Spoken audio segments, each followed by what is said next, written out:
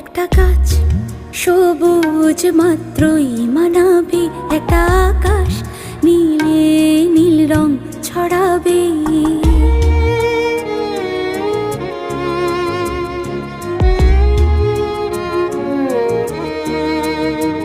একটা গাছ সবুজ মাত্রই মানাবে, একটা আকাশ নীলে নীল রং ছড়াবে।